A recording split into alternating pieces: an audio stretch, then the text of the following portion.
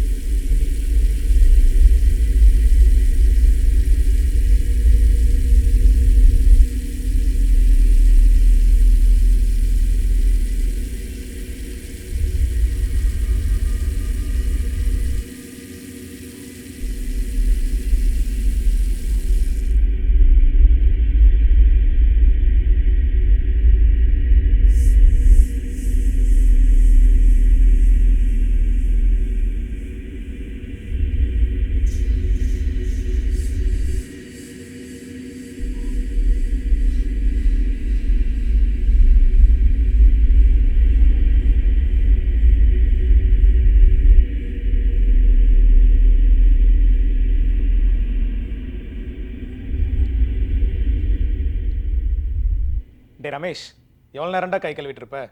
சீக்கிரம் ரெடி ஆகுடா, ஆஃபீஸ்க்கு லேட் ஆகுது.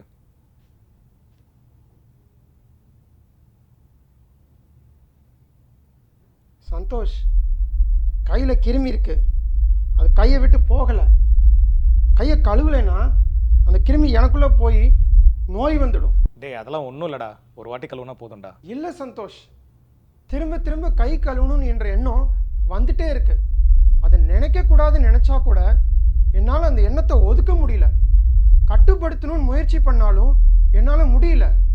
அந்த தாட்ஸு அர்த்தம் இல்லாததுன்னு தெரிஞ்சா கூட கையை கழுவாமுட்டா எனக்குள்ள ஒரே பதட்டமாக வருது. அந்த டிஸ்டர்ப் பண்ணுற தாட்ஸு திரும்ப திரும்ப வரனால தான் நான் திரும்ப திரும்ப கை கழுவுறேன். அதனால கொஞ்ச நேரம் ஒரு ரிலீஃப் வர மாதிரி ஒரு ஃபீலிங் வரதுக்குள்ளார திரும்ப திரும்ப கை சுத்தமாக இல்லை, கையை கழுவு என்ற எண்ணங்கள் வந்து டிஸ்டர்ப் பண்ணி என் நிம்மதியை கெடுக்குது.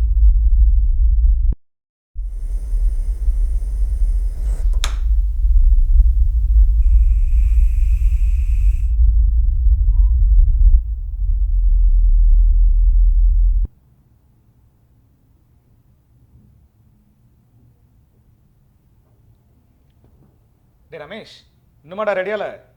1.5 மணி நேரமாக குளிச்சுட்டு இருக்கடா. ஆஃபீஸ்க்கு டைம் போகலன்னா பாஸ் திட்டுவார்றா. சந்தோஷ், உடம்புல அழுக்கு இருக்கிற எண்ணங்கள் திரும்ப திரும்ப வருது. அதனால தான் நான் அதிக நேரம் குளிக்கிற மாதிரி ஆகுது.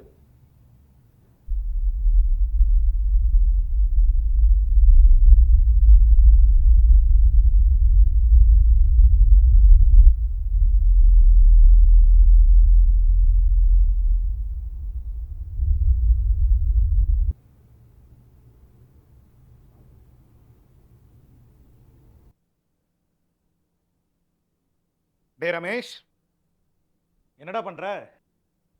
இதுக்கு மேலே லேட் பண்ணா நான் ஆஃபீஸ் கிளம்பிடுவேன்டா. இல்லை சந்தோஷ், நான் சரியாக கேஸ் ஸ்டவ் ஆஃப் பண்ணாமல் வந்து கேஸ் வெடித்து வீடு தீப்பிடிச்சு வீட்டில் இருக்க எல்லாம் இறந்து பக்கத்து வீட்டுக்கு பரவி பெரிய பிரச்சனையில் முடிஞ்சிரும்னு பதட்டமாக இருக்குடா. அது சரிடா, ஒரு தடவை 2 தடவை செக் பண்ணால் பரவாயில்ல. எதுக்கு இத்தனை வாட்டி செக் பண்ணி எல்லாத்தோட நேரத்தையும் வேஸ்ட் பண்ணுறேன்? நான் சரியாக கேஸ் ஸ்டவ்வை ஆஃப் பண்ணமா இல்லையான்னு சந்தேகம் திரும்ப திரும்ப வந்து டிஸ்டர்ப் பண்ணுறதுனால தான் நான் திரும்ப திரும்ப போய் செக் பண்ணிட்டு இருக்கேன்டா.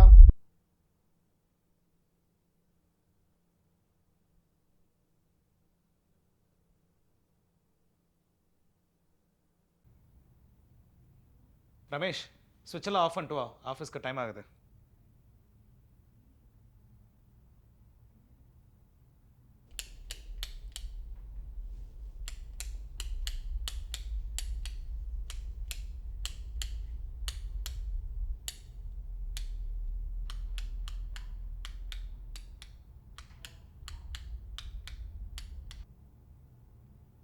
ஏ ரமேஷ்,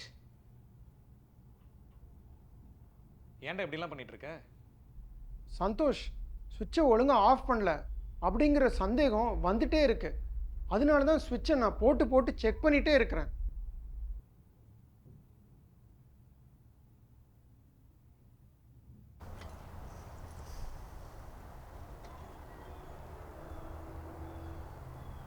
டோர் சரியாக தான் லாக் ஆகிருக்கு, வாடா.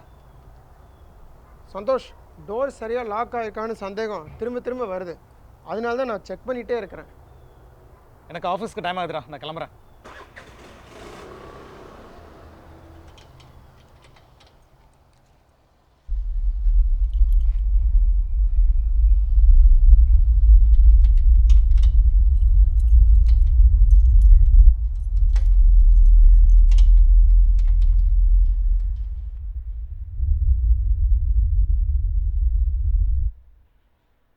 ரமேஷ், இதுதான் வேலைக்கு வர நேரமா? இனிமேட்டு வேலைக்கு வராதப்போ.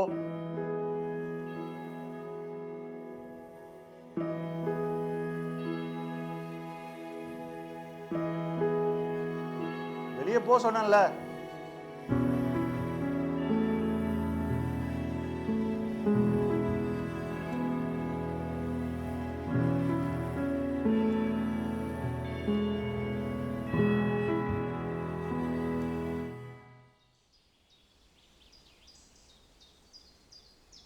ஏய் ரமேஷ், ஏன்டா தனியாக உட்காந்துட்டு இருக்க? சந்தோஷ், நான் உனக்கும் குடும்பத்தில் இருக்கவங்களுக்கும் ஏதோ பண்ணிடுவோமோன்னு பயமாகவே இருக்குடா.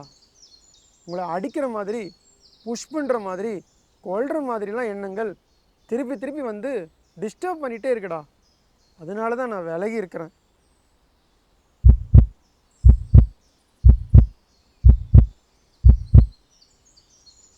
அதெல்லாம் ஒன்றும் இல்லை, நீ ரொம்ப குழப்பத்தில் இருக்க. வா, 2 பேரும் வெளியில் போய் ரிலாக்ஸ் பண்ணிட்டு வரலாம்.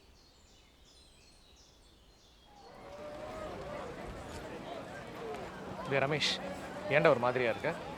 கடவுளை பார்க்கும்போது தப்பான எண்ணங்கள்லாம் திரும்ப திரும்ப வருது. அது தப்புன்னு தெரியும், இருந்தாலும் அந்த எண்ணத்திலிருந்து என்னால் தப்பிக்கவே முடியல. நான் இப்படிலாம் யோசிக்கவே கூடாது. நான் தவறாக நினைக்கிறேன். எனக்கு குற்ற உணர்ச்சி வருது.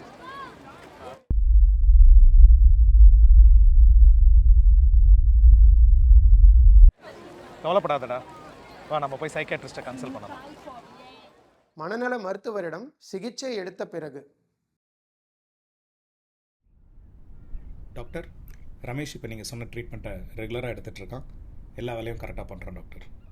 தேங்க்யூ. மனவியாதிகள் அனைத்தும் உடல் நோய்கள் போல சரியான சிகிச்சை சரியான நேரத்தில் எடுப்பதனால் நோயாளி பூரண குணமடைவதுடன் குடும்பமும் மகிழ்ச்சி பெறும்.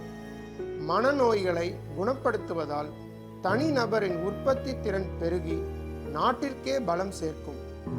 ஓசிடி என்ற மனநோய் மூளையில் செரட்டோனின் என்ற கெமிக்கலின் அளவு சரியாக இல்லாமல் இம்பேலன்ஸாக இருக்கும்போது வருகிறது. மனநல மருத்துவரிடம் சரியாக மெடிசின்ஸ் மற்றும் கவுன்சிலிங் எடுத்துக்கொண்டால் இந்த மனநோயிலிருந்து வெளியே வரலாம்.